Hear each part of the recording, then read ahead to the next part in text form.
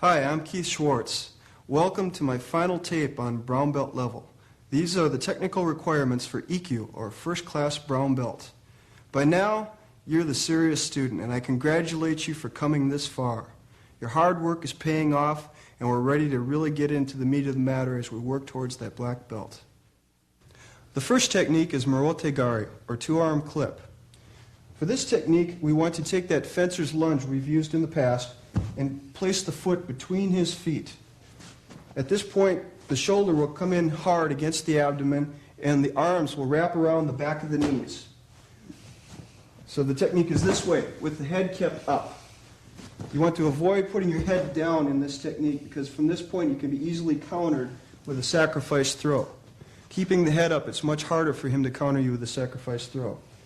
So when you lunge in, take the knees and pull them into your chest, and down he goes. This technique can also be done from the heels, but it's a little harder to take. Okay? So I recommend you develop the skill primarily by pulling into the knees. Now it's important to remember this is not a tackle. This is not a flying lunge without a pull to the knees, and definitely not shoulders against the knees. I have a permanent knee injury from somebody attempting that very move. It was a head-on points. Hajime was called. The man lunged at me right into my knees, tore my anterior cruciate ligament. So be very careful on this attack in practice. Leg comes in here. Shoulder in tight against the lower abdomen. Pushing in with the shoulder, pulling with the arms. Okay, once you get good at this, you develop round-offs or techniques right into hold-downs. So as he attempts to grip,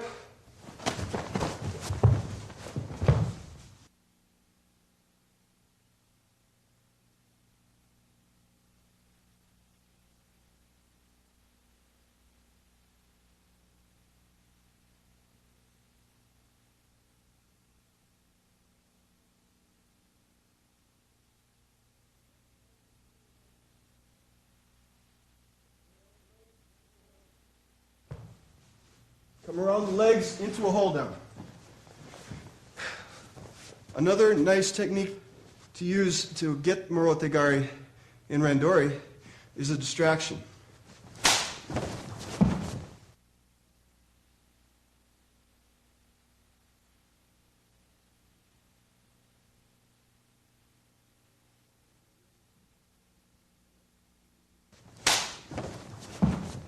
All right. One of the other nice distractions is when you're this far away from him.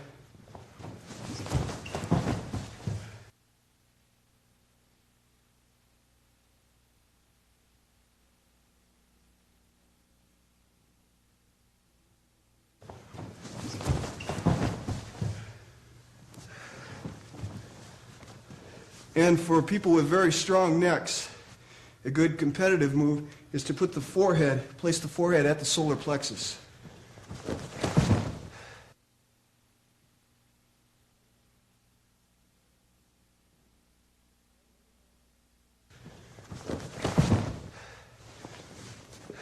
All right.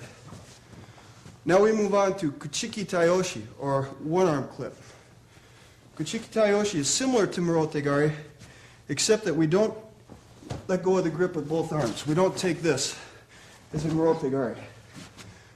What we're doing with Kuchiki Tayoshi is keeping the lapel grip, lunging in, taking one knee, and bringing them down. Once again, here.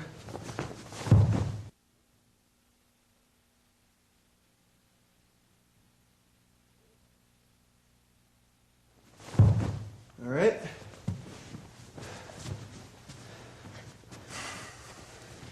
And again.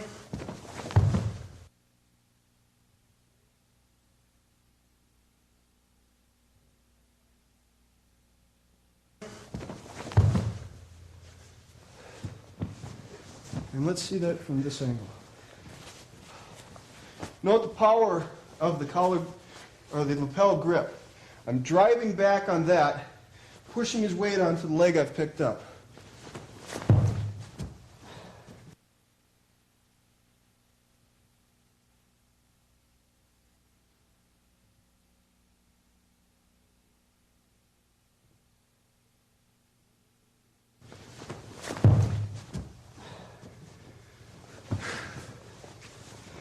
The next throw is Kibisu Gaeshi. It's a heel trip technique. This one we don't go for the knee. We go for the heel. So it's a cross heel technique. What I'll do with this one is bear down his weight on that elbow, let go of the lapel grip, reach down, take the heel, and bring him down. Again, you have to bend the knees. Don't bend over and use your back. Use your legs.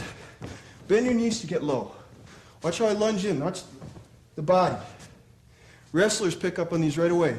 Wrestlers, this is a heel pick. This is normal for them. All right, so here.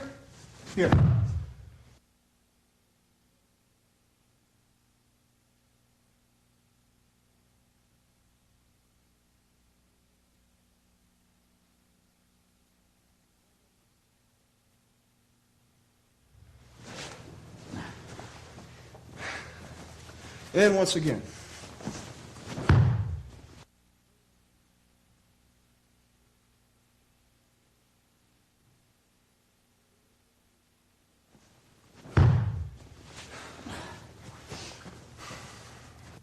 A variation on Kibisu Gaeshi is to take the wrist and pull him out to try to draw him out.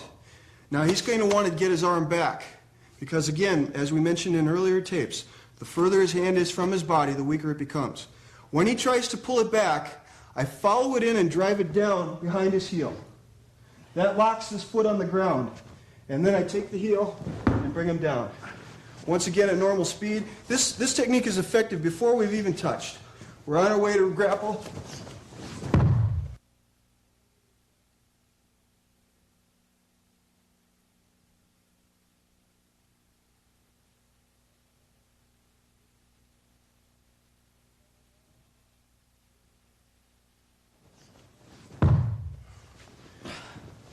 Again, try to draw him out, get his resistance.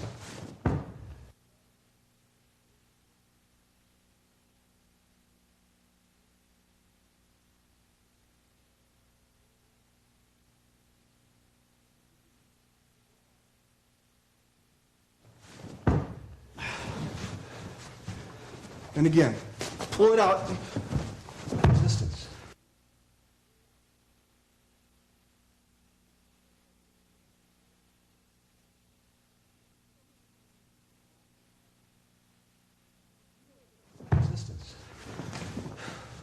Judo technique is evolving rapidly. The Shimesu no Waza is only the first step in a constant evolution of judo skills. So continue with me as we cover some more Shimesu no Waza.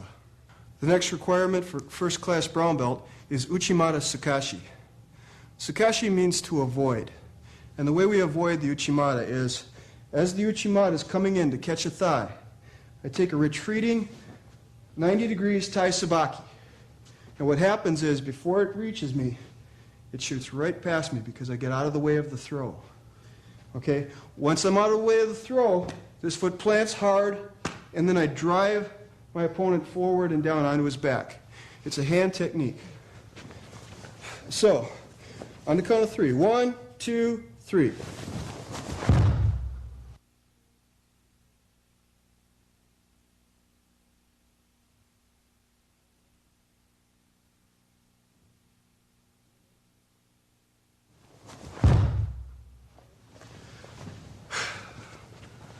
And again.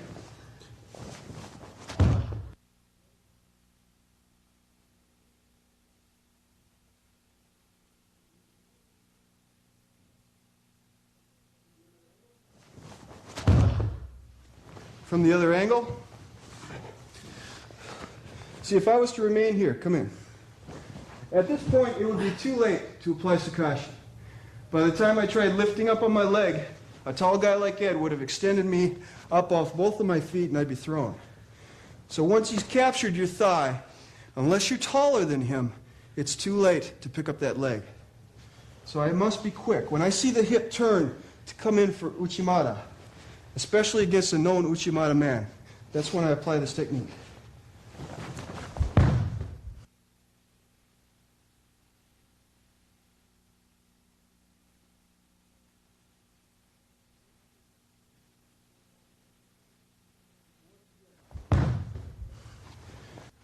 So once again, I take his throw, which is coming at me like a freight train, step right by it, let it go past me, and steer his shoulders out of alignment with his hips. Bring him up into the air with it, take him down. Keep a grip all the way down. A good judo man, if you let go of him in the air, will not land on his back. They're like cats. So you have to keep control of him.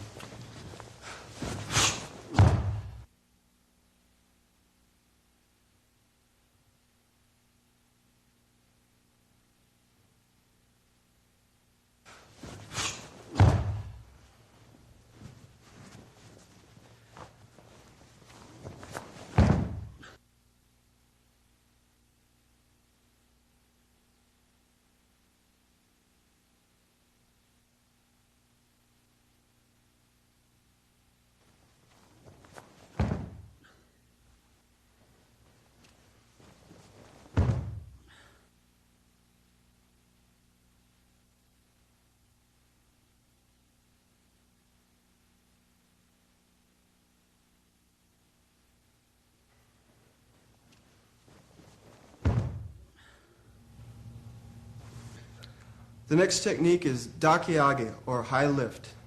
This technique is illegal to perform in judo tournament. And as soon as the referee or official sees you applying dakiage, they will stop the tournament, and a possible penalty will be given. But nevertheless, it is an effective self-defense technique, and it is a part of Kodokan Judo, which should be studied. For dakiage, if I've thrown a person and he's on his back, I put the arms underneath, grabbing the belt or cloth of the clothing, bringing his hips up off the mat. At this point, I high lift him by getting my knees bent and keeping my back straight, lift him up, and dropping him down onto his head. Okay? Again, this is an illegal technique. Once I'm at this point, even before I get to this, a competent official should be stopping me. Once again, high lift, underneath, grabbing, and lifting. Okay, now we move on to Tsubame Gaeshi, or swallow counter. In Tsubame Gaeshi, Ed will attempt to foot sweep my leading foot. He's going to try a Dayashi Harai, an advanced foot sweep. What I will do is time his sweep. When I see it coming, I'm going to be on the ball of my foot, not on my heel. When I see it coming, my foot will come out and catch him. It's almost like sweeping a broom. After a broom goes, you sweep right behind it. Now again, we don't want that heel trapped down on the ground. So from here, it'll come around and catch his. The reason it's called swallow counter is that it describes like a flight pattern of a swallow as he's flying around in the air. All right, so here, he'll try to foot sweep me. He'll bring that sweep around.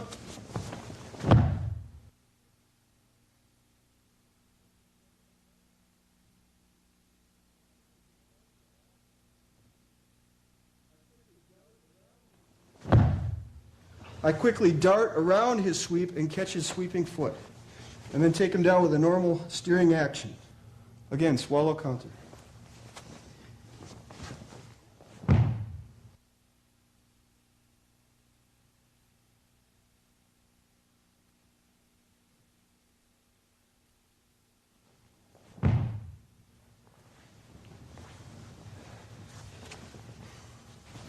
Pulling the foot out of the way. Notice when the foot pulled out of the way, now once he's crossed the line of where my foot used to be, now I have to slap my foot in and bring his foot beyond as far as I can. I extend it out. The arms turn this way.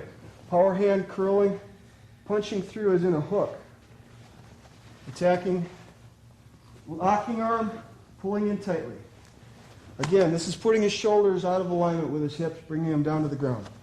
And once again.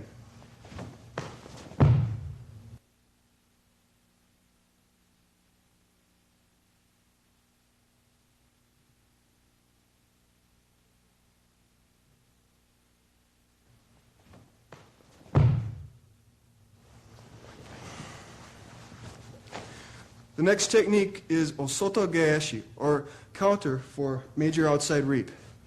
There's two attacks we will do for this. One is basically Osoto against Osoto. So he comes in and applies Osoto. I set my power hand high. Okay? I set it hard against his upper body. Pull in tight on his arm, and now I reap against him with Osoto. Okay? This one you have to be like a gunfighter. You have to be the quicker draw. Okay? If you don't catch him with your arms as he comes in and your body forward, he'll take you down with his Osoto. So again, the original attack, what we want to do is as he comes in, he's going to try to generate an angle of attack, get his body going forward. Remember, when we throw and commit ourselves to a very dynamic throw, we're actually throwing our own bodies, putting ourselves in an off-balance condition to transfer that force to the opponent. What I want to do, come in, I want to stop his attempt to do that. This arm's going to come up like a post, and he's going to run into that post. All right? So again,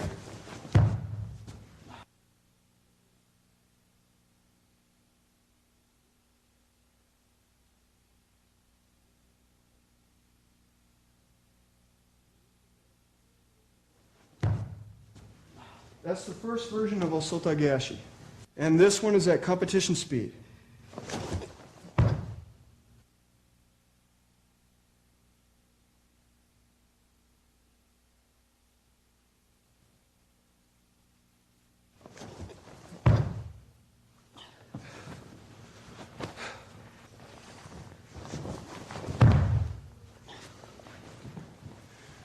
It's important to beat this guy to the punch on this technique that you set your driver. Throw your leg back as he's coming in on his Osoto. The next Osoto Gaeshi, what I will be doing is as he comes in and crosses his leg past mine, I'm going to get my leg out of the way and turn his body around this way, bringing him over. So it's similar to Uchimata Sakashi. I avoid his throw, come in, Taitsubaki, I avoid his throw, plant his weight on the far foot, and drive him over. Once again.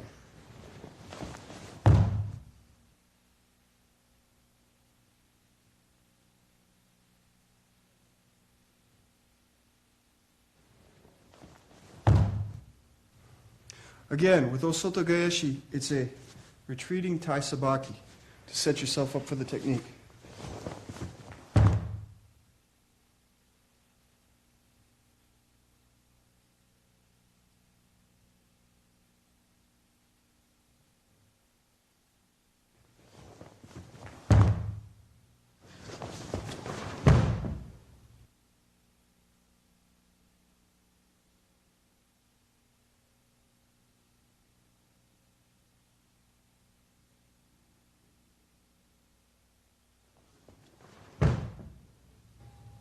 All right, we move on to Ouchi Gaeshi. There are 3 variations to this counter technique. And the first variation is we apply this technique. Ed will apply an Ouchigari attack to my left leg, like this. What I will do is keep his leg, that's as far as it's going to go. I'm going to keep his leg locked in, and now I'm going to begin my own sweep this way and steer his upper body around over into the throw. Again.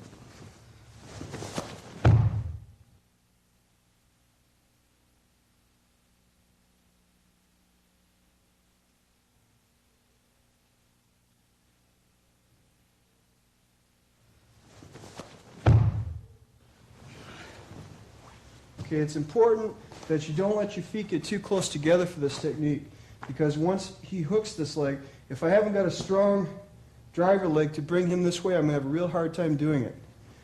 If you can hop it over before he takes command of this leg, you can make the adjustment, but you have to do it very quickly.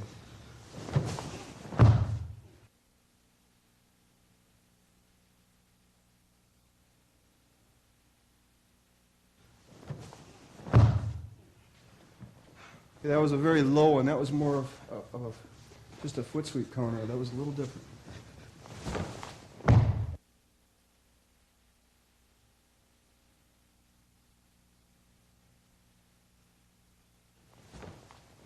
That's what we want.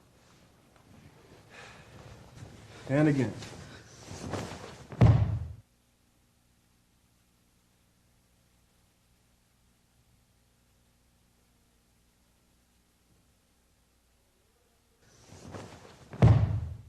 Don't let him set up his power hand. Okay? He's trying to set up your power hand, drive you back. Don't let it happen. Okay? The way you can spoil his power hand, push on the power hand, is to pull the elbow out of the way. Okay? Notice how I shot his power hand right past me. Okay? Shrug the shoulder too. So as he pushes, shrug your shoulder. Okay? And also it turns me into the position I need to be to make the throw. Okay? So get rid of his power hand, wreck his power hand, and use your own. Again.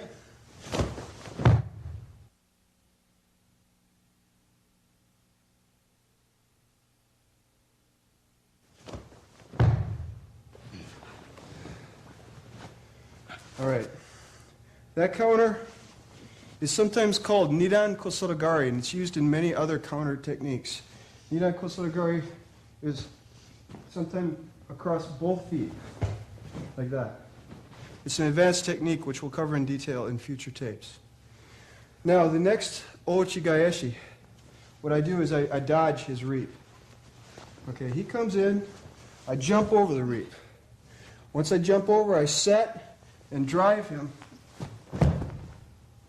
along the only leg he's planted on. He's on one-point balance at this point, and I drive him by moving his shoulders across and over. Okay, it's important on this one, once I jump out of the way, I have to set my body and turn it into the throw. And again.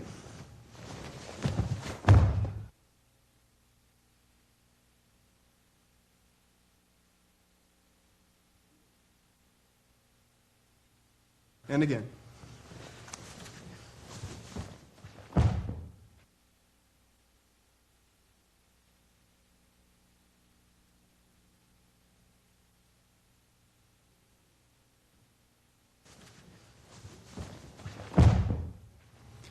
On this one, you have to be very quick. If he captures your leg, you're not going to be able to make this technique work.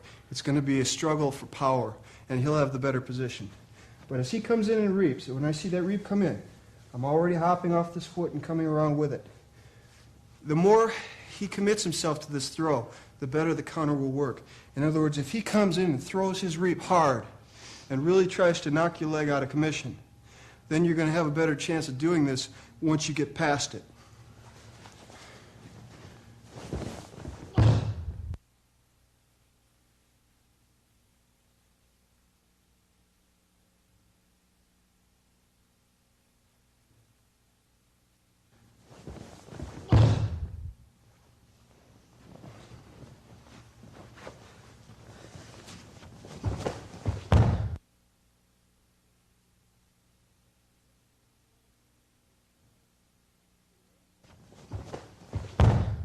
Okay, one important point about Ouchigari and the foot reaping techniques is that if I have a lead foot like this, chances are my weight isn't placed on that lead foot.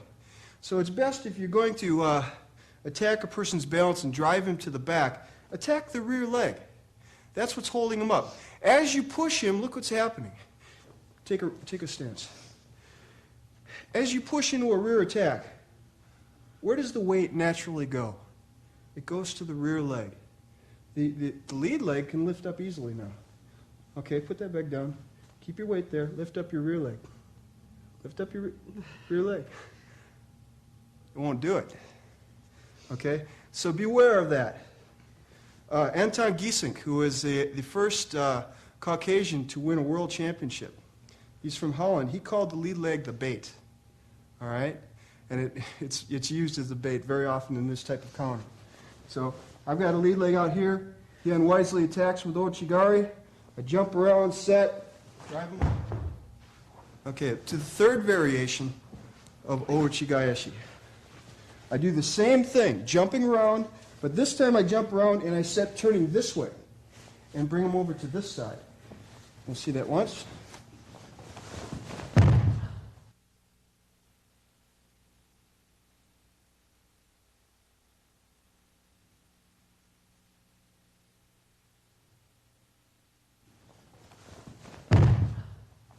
And from the other side.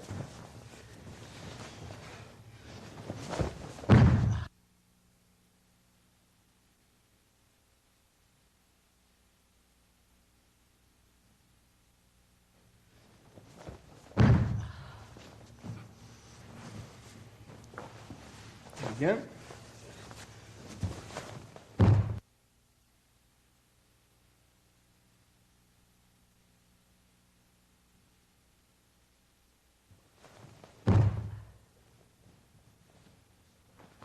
And once again.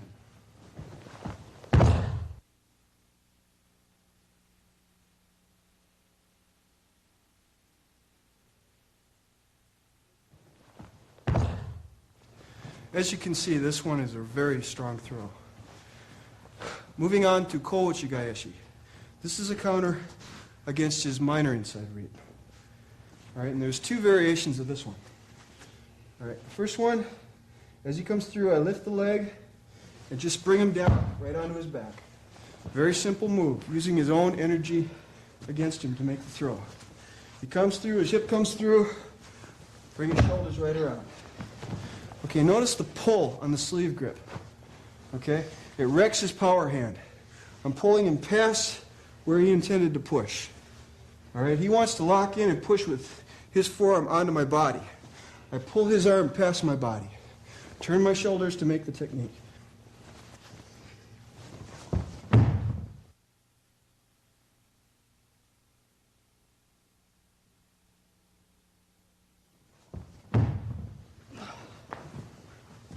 Now follow along with me. Get the foot out. Set. Now here's a couple at normal speed.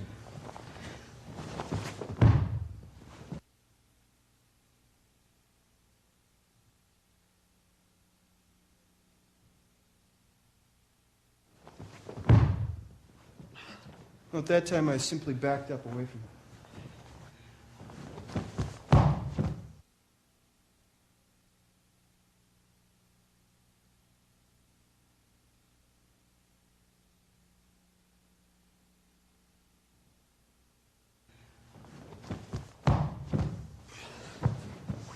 Fast as you can.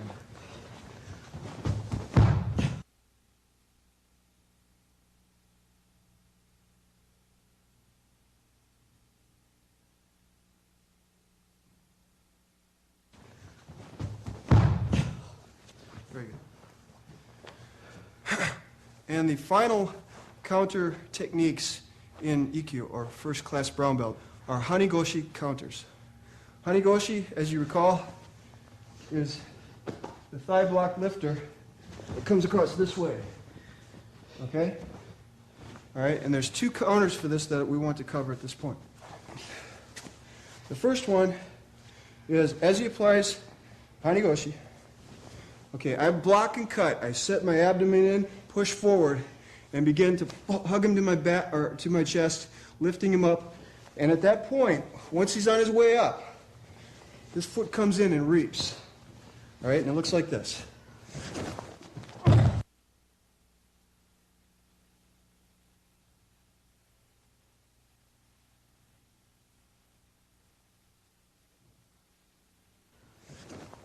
And turn them in midair.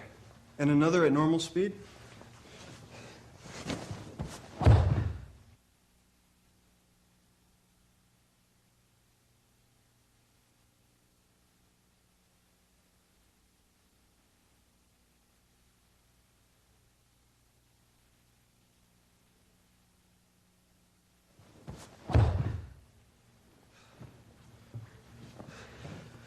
And once again. Again, sink low, catch him, and then bring the reap for a follow-up.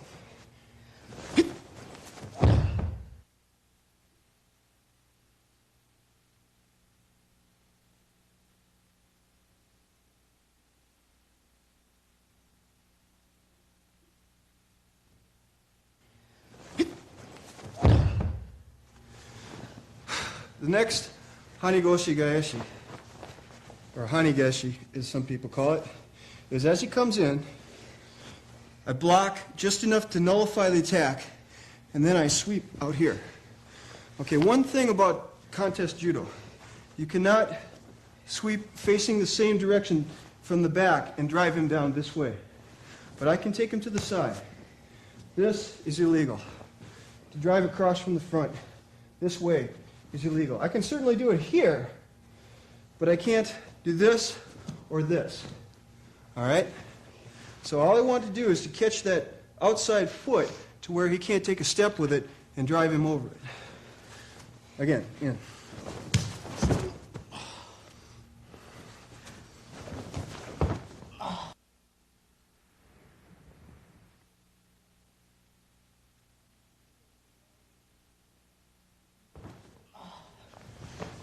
If you can hit that foot hard enough to sweep it out, that's fine. But even if you can't sweep it, drive it over.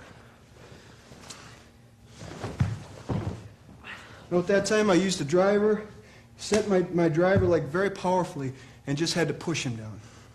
And again.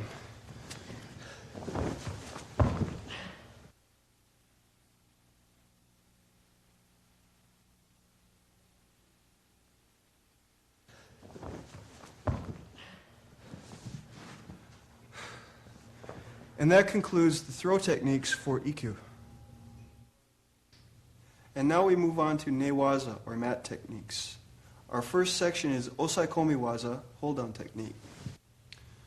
Okay, the first variation, or kazure kamishiho, is to go over the arms and put your elbow into his armpits and grab his belt. Now this one, it's especially important to squeeze in with your elbows, holding tightly to his sides. And again, your partner will want to turn his head to the side to avoid getting his nose squashed. All right, so you're here. Don't let your elbows flare out. Squeeze them into the sides. What should be flaring out are your feet. Don't leave them here. If you leave them here, it can be rolled quite easily. So get a wide base. Keep your stomach pressed down into his head, chest pressed down into his chest, pulling in with the belt. Okay? Elbows pressed in tight is a very powerful move. My favorite modification for kazure kamishiho is the one I'll show you right now. In this technique, I'm going to overhook his arm and bring the grip back until it reaches in with the fingers inside to the scruff of the neck. Okay? Now I'm going to lay down and put my chest right on top of his shoulder here, right here. And then I underhook the forearm and grab the belt. I think this is the most powerful kamishiho that you can get. Pull in tight with both elbows. The far elbow is locking his head from moving because I've got his head locked tightly between the chest, my chest, and my elbow. So I clamp him in tightly to lock his head and control tightly on the chest and shoulder here. And those are the two variations, or kazure kamishiho, required. Now we're going to move on to turnovers. Now if you get on your stomach. All right, often in judo tournament, a player will cover up like this to avoid a score.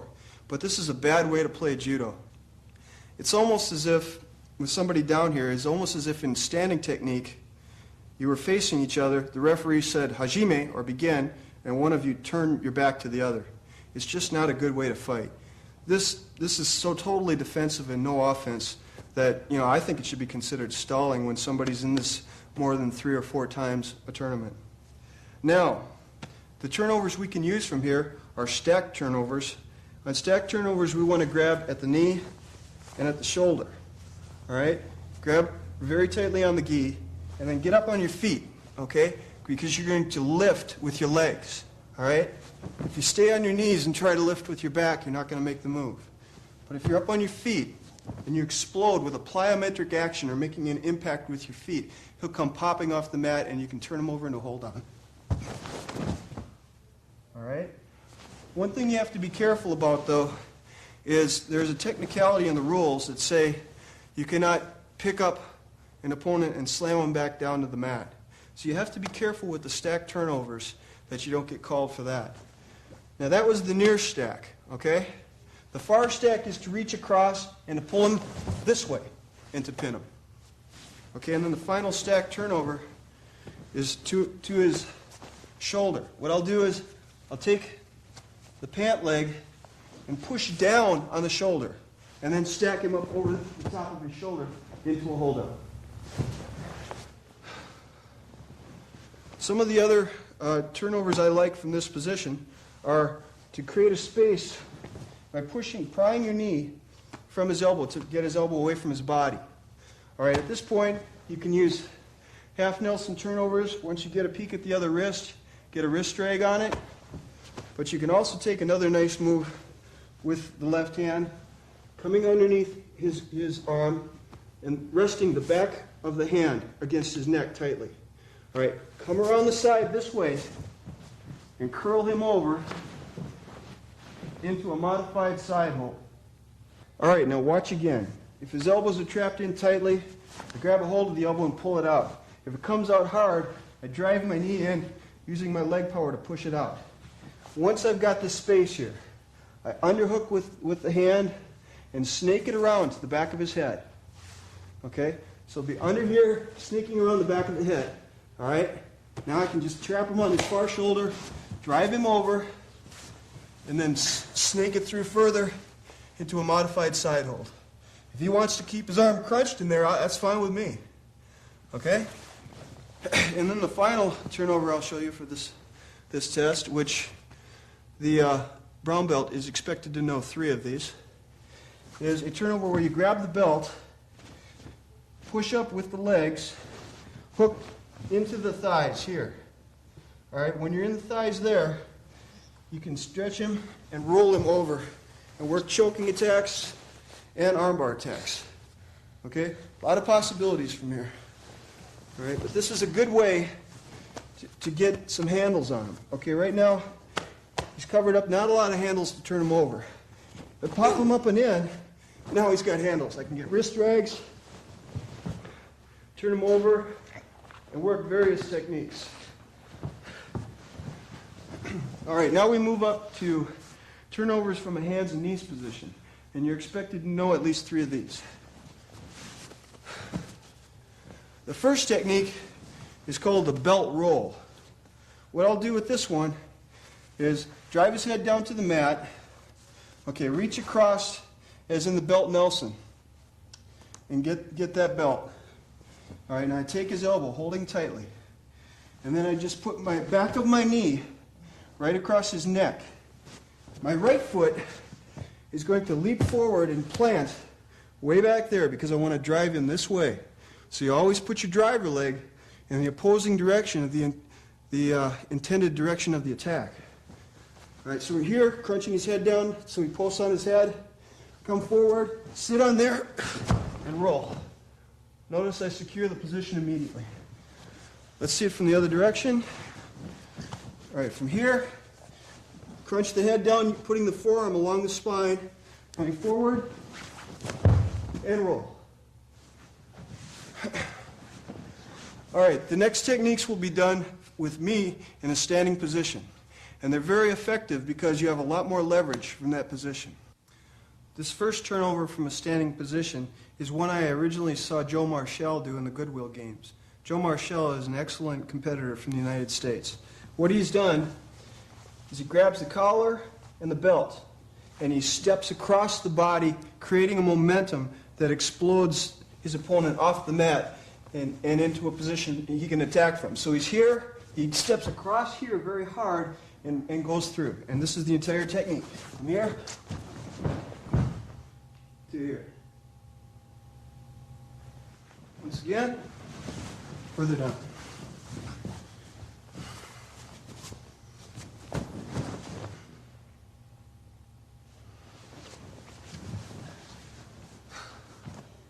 Use a lot of dynamics on this. Get some momentum going. Pull up tight to the body once the leg's gone through. All right? You notice once I get to this point, I release the grip on the belt and attack. Now a few standing techniques from a hands and knees position. Over here. This one we call the roll fall turnover. On this technique, you're attacking from the front. You reach in and grab with the fingers inside on the nearest lapel, grabbing up as high as you can. And this grip you have to maintain the entire technique. If you lose it, you're the one that's going to get pinned. So I get that as high as I can on his shoulder. And now he's got this gap here, and you remember the roll fall we've done, the roll fall drill, snake through. We do the same thing as the drill, except this hand is going to snake its way around behind his head, as you'll see in a moment. I'm here, I go through, snake around, and turn him over into a nice modified side hold. Okay? Again, if I lose this, I'm in big trouble. I'll demonstrate this once, losing the lapel grip. And you'll see what happens and how Ed can easily control me from that point. I'm here, and I've lost it. Now I'm in a tough position and I have to work my escapes. So that's a key point in this technique. Don't lose the lapel grip. Take it high, through, and set your base. All right? This is a very powerful hold. A variation of this that I really like is from the front, reaching across, lapelling across the neck. Okay? Once I'm here, I do the same technique and work it into a choke. Okay, notice how when I snake around, I'm into the back of his neck. Okay, back here. The pressure's across the carotid artery. Once again, I'm here, pulling, and across. And the final technique from a standing position is very similar to the shoulder stack. I take the shoulder and I'm driving it down, and I grab his instep and pull up with that as I drive him down onto his shoulder. Explode him into the mat and hold down. Once again. Okay, right from here and here. Okay? Very good. Okay, EQ is expected to know and use at least 3 of these. Now we move on to the choking techniques for the EQ, or first class brown belt. The first technique is called katate jime, or one-hand choke. And this is done when you have an opponent on his back. All right, and there's 2 basic ways to do this. The first one is to cross lapel grip high on the neck, and then just allow the forearm to come along the neck, driving the elbow down. Okay? The other one we've discussed earlier, you underhook the head and pull the gi across the neck. All right? Once again, a review. The first katate jime. Notice that the hand has to remain straight. Don't let your wrist bend and loop around here. All right? You have to create a wedge into that carotid. All right, right there. Okay? And the underhook, you notice the last time I grabbed under both his arm and his neck. Okay? You can do it there or you can do it here. Okay? The next choking techniques are some of the funnest ones to do in judo. As you noticed, I liked the leg arm locks, and I really like the leg chokes too. And we move on to sankaku jime, or triangle choke. There's 3 basic variations that are commonly used in this. However, there are several offshoots. They are for later tapes. We'll show you the 3 basic variations. Up on a hands and knees position. All right, the first variation is one that one of my students has used to great effect. His name is Justin Fedorowski, and we call him the freight train because he's always huffing and puffing. He took a state championship with this one technique. And that's a good thing to remember in judo, that if you do one thing supremely well and be effective at it, it's sometimes better than only doing 10 things, mediocre. All right, so what we want to do with this technique is to drive his head down to the mat, place my knee right into the crook where his neck meets his shoulder. All right? At this point, I'm going to take my free leg and drive my heel in deeply between his far arm and foot. The heel should touch the knee. Okay? Don't be satisfied with it until you can feel your own heel touch your knee. Now, at this point, I've already got an arm lock here. I can take a bent arm lock by simply pulling up on the arm, either in an up or down udigarami position. All right?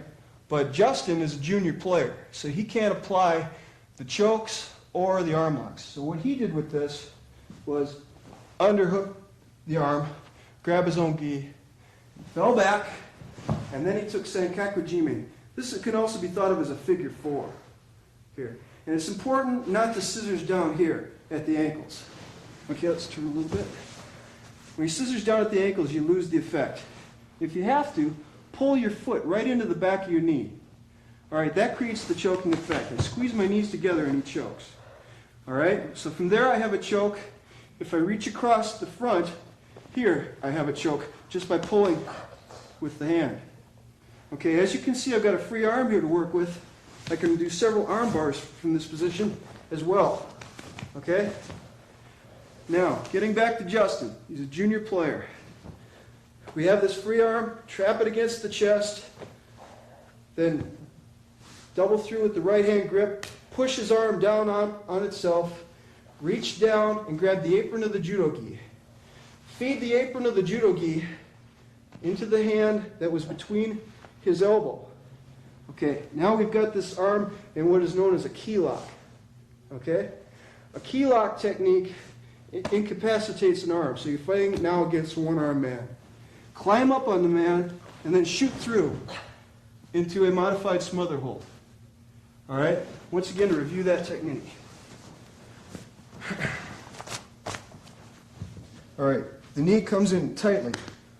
In tightly. Don't leave it out here. The heel, as you can see, should touch the knee. Okay? Got the belt here. Underhook. Keep it close to your body. Don't try to lift it out here. Keep it in tight to your body. Come down with the chest if you have to. Grab your own gi to lift if you have to. Okay, but you should be able to get this far, and then you sit down on his head and roll him backwards, and then get your senkaku.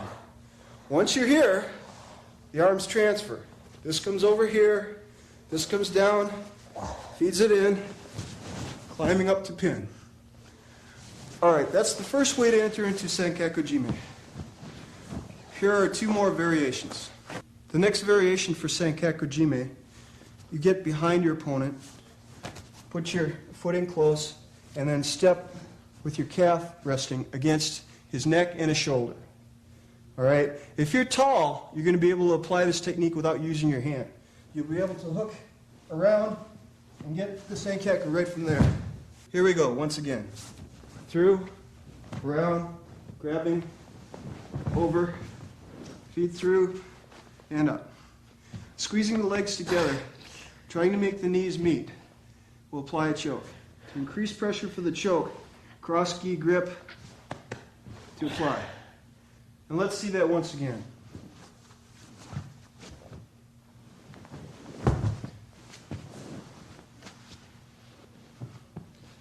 Note how I'm using my arms to provide a base, a three-point base, between my seat and my hands. Very hard for him to roll out of this. Okay, the final variation for Senkaku Jime is from a legs around bottom position. From legs around bottom position, I'll throw one leg up over his shoulder, pressing tightly against his neck. Secure the Senkaku from here, again grabbing the inside thigh as in the Jujikatami entry. And bring him around. The choke has already started. Okay, and as in the other Senkakus, I have armbar techniques. Once again. Try from this side. Okay, so here, he might even initiate this action. He might underhook my leg. At that point, I secure over in the figure four. Stretch him out, bring him around either side. Okay, extend his arms, sock him in tight. Bring this over the top. Secure that before you begin your roll. All right, turn to the side and down. Continuing our test for first class brown belt, we move on to the atemi waza or striking technique. The first section is traps. The trap is something where you capture a strike coming at you and use that to your advantage in a counterattack. For example, if he was to take a hook punch to my head, I could do an up block and then overlock either into a bent arm lock or into a straight arm lock. All right, again, trap. Notice I can counter strike from this point too. All right, once again. All right, let's see a lower one. Block and over. All right, notice I'm reinforcing my straightener lock by grabbing my own hand. Once again, down block, up and around. Catching his wrist into the small of your neck, and that'll trap his wrist so he can't bring it over. And again, into an arm straightener. Apply it to the ground. Some of the traps you can use with the feet are against like a hook punch and capture, groin kick, and also throws like ochigari or kochigari. All right? To a straight kick, side step, and trap, and then any type of side stride throw or a nidan kosodagari. And now for counter strikes. Counter strikes, we want to parry or block a strike. If he jabs, I'm going to try to parry his weapons away from me. Okay, so with my lead hand, I can parry, deflect, and overhand right to the jaw. Okay, another deflection could be from the guard hand, and then I can strike with my lead with a hook to the body. Okay? Against a kick, a counterattack, for example, if he was to do a lunging lift kick where the hips come well forward to my groin, I sidestep, draw him past it. Another variation, sidestep, come around behind, and bring him down. All right, those are the ideas and the concepts to be covered in striking technique on first class brown belt. So work with those traps, work with those evading techniques, and work with those arm locks to enter in from a striking technique. Okay, also remember, when you're applying an arm lock, such as do a strike to the head. If I'm blocking here, I want to shift it to here. To distract him from this arm lock, I want to throw a counter strike when I block. Then apply the technique. All right, again, this is student's choice, but you're expected to know a couple all the way down against high attacks, attacks to the body, and kicks. And that concludes the technical requirements for EQ. I congratulate you, my serious student, in your study of judo. You've done well and trained hard. These last few months have brought you skills you've probably never seen before. And I want you to keep training hard because our next test is for Shodan, first degree black belt. It's a coveted award, and it's something worth working hard for. So until the next time, have fun and train hard.